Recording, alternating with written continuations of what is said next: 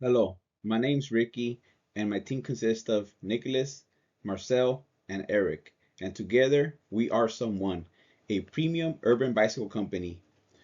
We have 4 years of real business experience in operations. We made real decisions with real financial consequences. Today we rank number 2 in both company value and profit in our competitive market.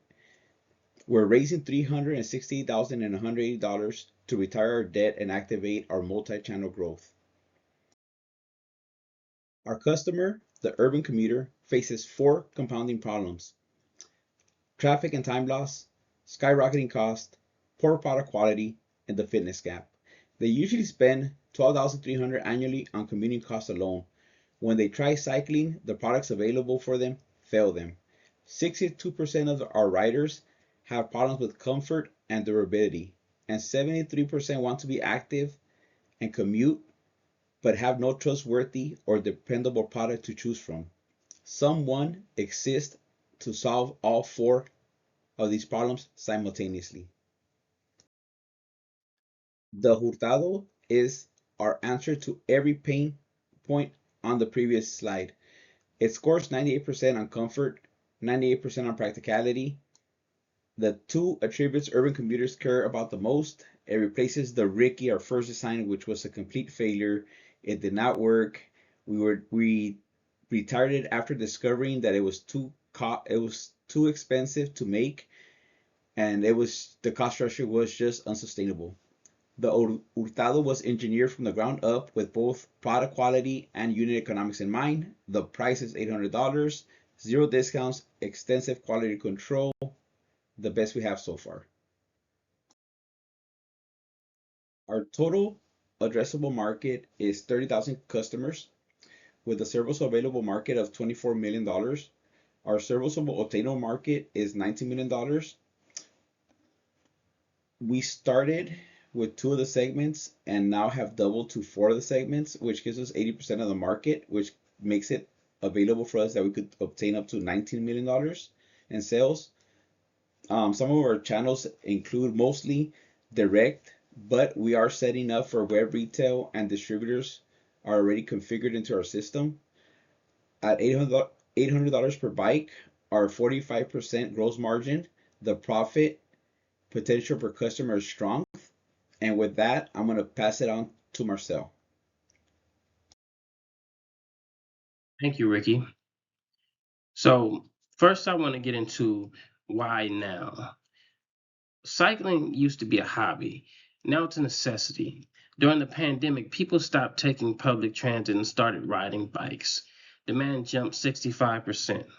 That shift never reversed. Hybrid work made active commuting a permanent lifestyle choice, not a temporary one.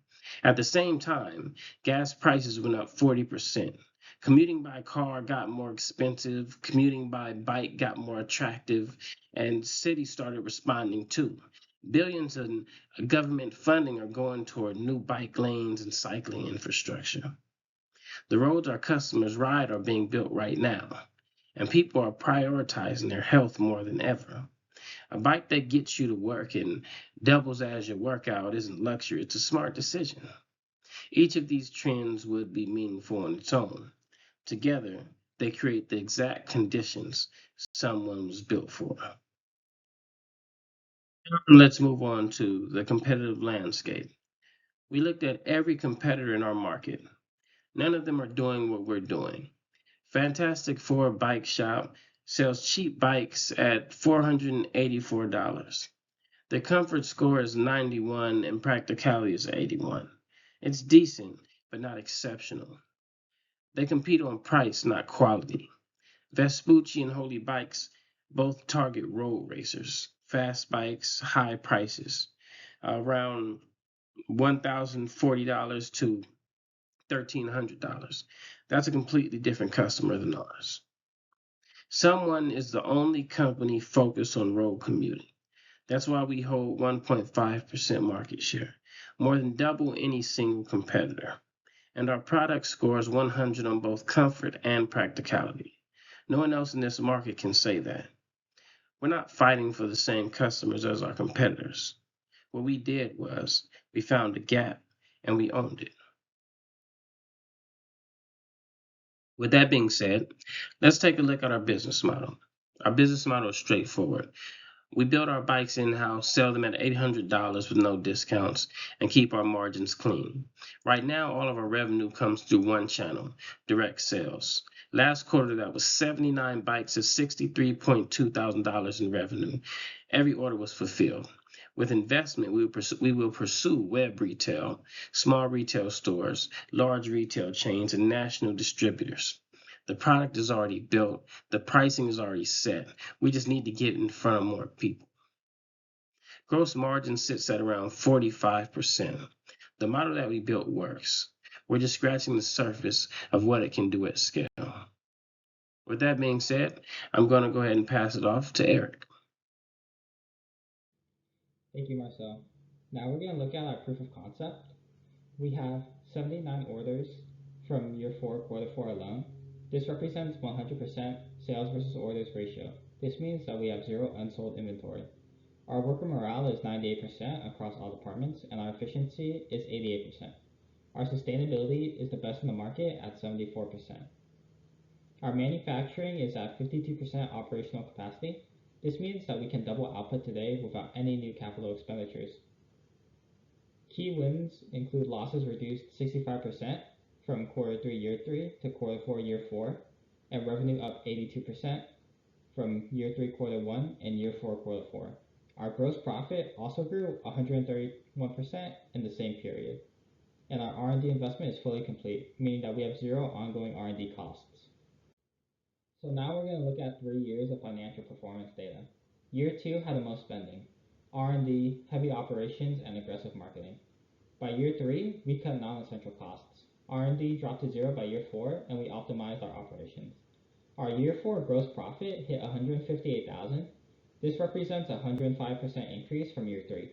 The gross margin trajectory is excellent, from 51% up to 70%. The problem is our interest expense. $71.7 thousand in year 4 alone. This grows each quarter as accumulated debt compounds. That single line item is what this raise eliminates. If we're able to eliminate the $71.7 thousand debt expense, then we will instantly turn profitable. And we will then put that money into different sales channels, which would grow our revenue even more.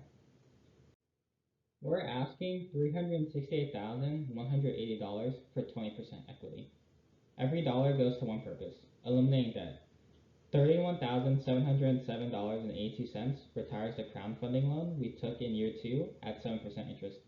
$336,472 clears the bank overdraft that has been accumulating. Once both obligations are gone, our quarterly gross profit of $46,820 becomes operational surplus, with no interest charges draining it. Our projected exit value based on a parallel simulation benchmark is $5.77 million. We ran a parallel simulation that was the same as this one, and by year 11, our company value was $5.77 million.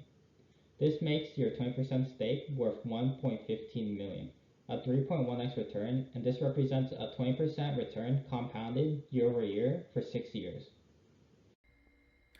Hello everyone, my name is Nicholas Hurtado. Let me start with introducing the team behind SUM1. We're a group of founders with complementary skills set across marketing, operations, finance, and product development. I lead sales and marketing, focusing on growth strategy and customer acquisition. Marcel drives our operations, ensuring efficiency and scalability in manufacturing. Eric oversees our financial strategy and organizational structure.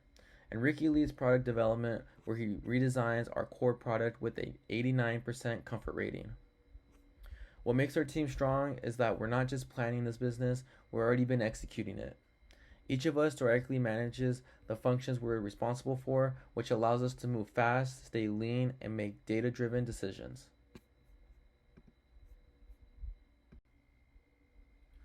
SUM1 isn't just a product.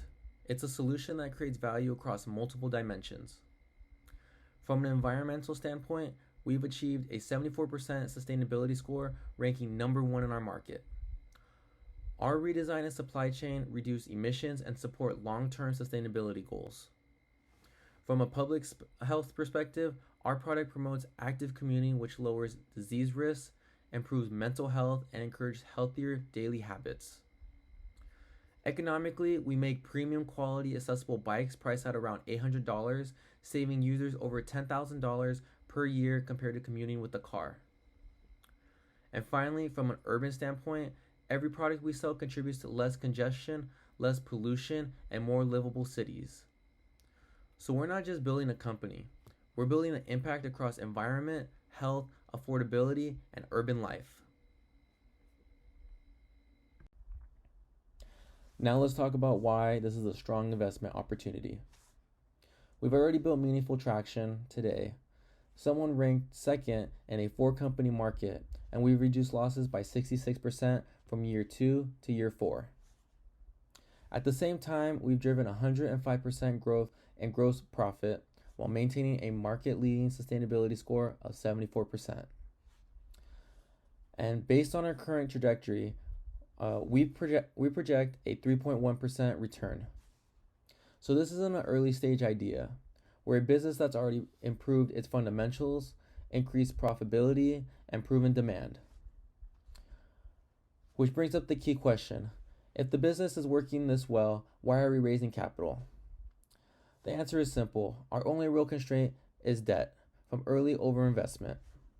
The debt is costing us over $71,000 annually in interest, which is directly limiting our ability to scale fully and to realize our profitability.